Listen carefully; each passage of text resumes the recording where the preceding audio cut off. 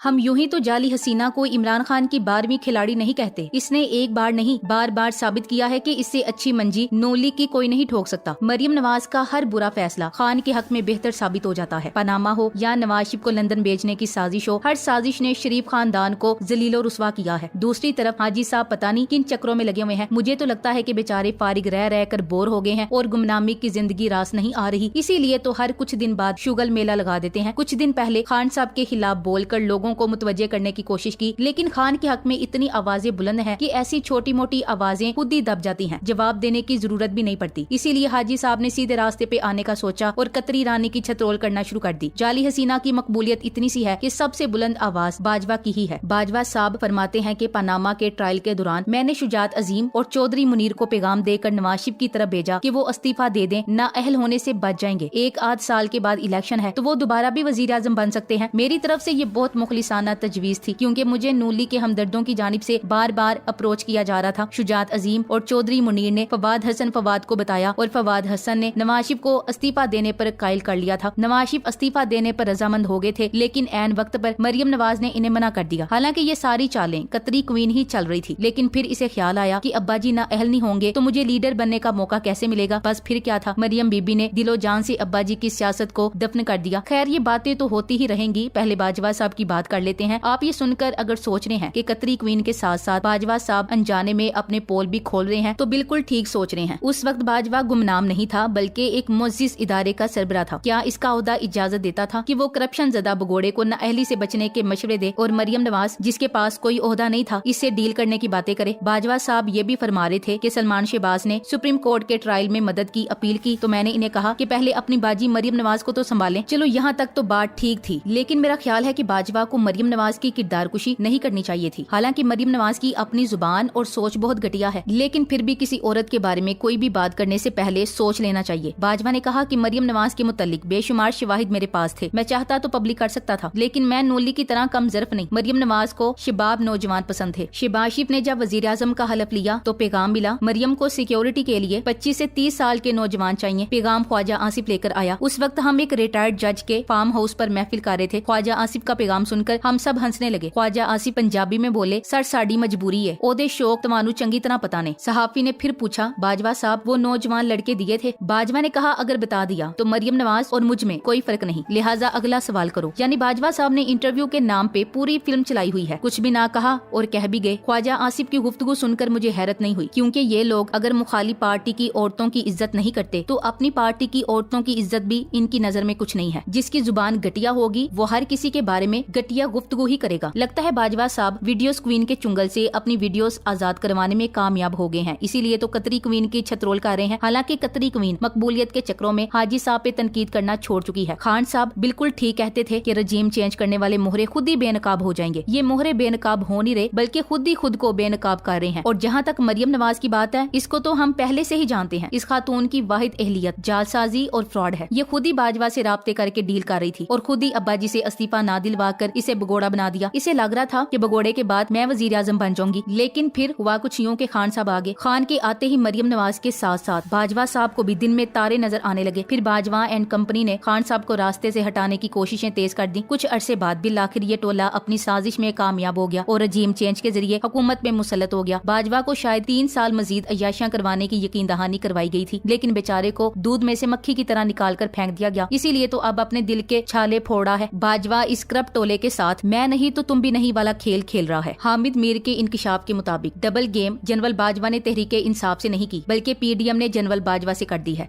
इसीलिए तो हाजी साहब ईंट का जवाब पत्थर से देने के चक्कर में नूली के साथ साथ अपनी मंजी भी ठोक रहे हैं, क्योंकि बाजवा और नूली दोनों ही अवाम की नजरों से गिर चुके हैं। अब ये दोनों फरीक एक दूसरे पे जितना मर्जी कीचड़ उछाल लें कोई फर्क नहीं पड़ने वाला, क्योंकि अब इन्हें अवाम की तरफ से कभी इज्जत नहीं मिलेगी। वैसे एक बात माननी पड़ेगी कि मरियम साहिबा सियासत का एक दिलचस्प किरदार है। ये जो दावा करती है किसी किस्म की नहुसत के सबब हमेशा इसका उलट ही होता है। सबसे पहले इसने कहा मेरी लंदन तो क्या पाकिस्तान में भी जायदाद नहीं है, और फिर पनामा लीक्स आ गई। दुनिया भर में खुफिया जायदाद जायदादें निकल आईं। फिर कहा कि नवाज शरीफ से कौम का बच्चा बच्चा प्यार करता है और अगले दिन से कौम के एक सपूत ने सीधा कान के नीचे जूता दे मारा। इसके बाद कहा नवाज शरीफ बहादुर है, अपना मुल्क छोड़कर नहीं भागेगा। तब से बेचारा भागता फिर रहा है, पासपोर्ट एक्सपायर हो गया तब भी लंदन में छुपा बैठा है। इस सब के बाद भी जाली हसीना को अकल नहीं आई। फिर कहा कौम नवाज शरीफ के साथ है। तब से पूरी कौम ने मिलकर पाकिस्तान के अलावा बरतानिया तक में नवाज शरीफ चोर है के नारे लगा डाले। नवाज शरीफ और जरदारी की आपस में मुकमुका की सियासत चले जा रही थी, लेकिन जब से मरियम साहिबा ने गोहर अफशानियां शुरू की हैं, इसके बाद से इनके वालिद को दुनिया में कहीं मुंह छुपाने की जगह नहीं मिली। दूसरी जानिब देखिए, जब तक मरियम साहिबा बाजवा साहब को गालियां देती रही तब तक पूरी कौम बाजवा के साथ खड़ी रही, लेकिन चंद रोज से मरियम साहिबा हमारे बाजवा साहब के गुण गा रही है और इन्हें सरारी है कि कौम अपने बाजवा के साथ है। तब से ही हम जैसों के दिल होले होले लड़ से रहे थे। फिर हमेशा की तरह वही हुआ जिसका डर था। बाजवा साहब को गुमनामी की जिंदगी गुजारनी पड़ गई। बाजवा को ओहदे का नशा ऐसा चढ़ा कि खुद को अवाम के सामने जलील और रुस्वा कर लिया। बाजवा की आर्मी चीफ के उम्मीदवार के तौर पे सीवी खासी तगड़ी थी। कश्मीर बॉर्डर पर ड्यूटी, कांगो में अक़वाम मुत्तहिदा के अमन मिशन दस्ते की सरबराही, अमेरिका में मिलिट्री अताशी और जरबे अजब को डिजाइन करना इनके कारनामों में शुमार होता था। Indian army chief Bipin Rawat के मातहत इन्होंने काम भी किया था। दानश्वरों का ख्याल था कि जनरल बाजवा खालिस डेमोक्रेटिक जर्नेल हैं, इसलिए दानश्वरों ने पहले 6-7 माह बाजवा की शान में कसीदे भी पढ़े थे कि बाजवा बिपिन रावत के अंडर काम कर चुका है, इसलिए ये सियासत नहीं करेगा वगैरह वगैरह। बाजवा की नेचर बुनियादी तौर पर मीसने जैसी थी। 5 वज़ीर आज़म को चलता किया। बाजवा डॉक्ट्राइन की बहुत ही पोशीदा पॉलिसी थी, जो कि वक्त गुजरने के साथ साथ वाजे होती जा रही है। दान लीक्स हो या पनामा इकामा हो या तोशा खाना, इन तमाम मामलात का मकसद सियासतदानों को बैक फुट पर रखना था ताकि बवक्ते जरूरत काम आ सके। इमरान खान से जो ये चाहते थे इन्हें नहीं मिला। पंजाब में अलीम खान की तनसीब भी इसी डॉक्ट्राइन का हिस्सा थी, लेकिन इमरान खान डट गया। इसी वजह से नून लीग को आगे लगाया गया ताकि इमरान का तोड़ हो सके। बाजवा अब तक 2-3 इंटरव्यू दे चुका है, पर इसका कोई इंटरव्यू बराह रास्त सुना नहीं जा सकता। ये ऑफियर सहाफियों को इंटरव्यू देता है जिसका कोई वीडियो या ऑडियो रिकॉर्ड नहीं होता, सिर्फ सहाफी का उस इंटरव्यू के हवाले से बयान होता है। बाजवा ऐसा क्यों कर रहा है? वो इंटरव्यू देने के बाद रिएक्शन चेक करता है, कोई चीज इसे मतलब की ना लगे, नतीजा उसका मन मर्जी का ना निकल रहा हो या वो रवानी में कुछ गलत कह गया हो तो वो इसे बासानी मुकर जाता है। ऑफ द रिकॉर्ड इंटरव्यू देने का यही फायदा होता है कि आपके पास किसी भी बात से साफ मुकर जाने का मार्जिन मौजूद रहता है। इतना बहादुर है हमारा साबिका सिपा सालार, इंटरव्यू भी डरते डरते देता है। हाजी साहब का इंटरव्यू कुछ ऐसे होता है, नहीं मुझे नहीं पता, बिल्कुल भी नहीं, मुझे तो मालूम ही नहीं था, मैं तो उसको जानता भी नहीं, नहीं ये गलत है, मेरा हुक्म नहीं था, मैं ऐसा क्यों करता, मैं तो इसे कभी मिला ही नहीं, वो झूठा है, वो जीरो है, मैं ऐसा नहीं, मैं वैसा नहीं, मैंने कभी ऐसा सोचा भी नहीं, नहीं मैंने इसे चैनल पर नहीं रखवाया, मैंने इसे नंगा नहीं किया, मैंने इसे नौकरी नहीं दिलवाई, वो खुद मेरे पास आता था, वो इसने किया, वो उन्होंने किया, वो जिम्मेदार हैं, मैं ऐसा क्यों करूंगा, मेरा इससे क्या लेना देना, मैं ऐसा क्यों करता, मैंने उसे नहीं उठवाया, मैंने उसके घर पर हमला नहीं कराया, मैंने उसकी पिटाई नहीं करवाई, वो मेरा दोस्त नहीं, वो हमारे थे, हम नहीं है। ऐसा नायाब इंटरव्यू सदियों बाद सुनने को मिलता है। उम्मीद है कि जल्दी इसी किस्म का नायाब इंटरव्यू कतरी क्वीन भी देती नजर आएगी। बाजवा ने क्या साजिशें की, मरियम नवाज ने बाजवा से कितने राब्ते किए, रजीम चेंज की साजिश कैसे कामयाब हुई, पनामा का क्या हुआ, बाजवा ने किसको क्या मशवरा दिया। अब अवाम को ये सब सुनने में कोई दिलचस्पी नहीं है, क्योंकि रजीम चेंज ने ही तो कौम को इस माफिया के खिलाफ डट कर खड़े होने का मौका दिया है। अब हमारा बस एक ही मकसद है और वो इस करप्ट टोले से निजात हासिल करना है। जब तक हम इन चोरों को शिकस्त नहीं दे देते, इसी तरह डट कर खड़े रहेंगे। Thanks for watching. Allah Hafiz.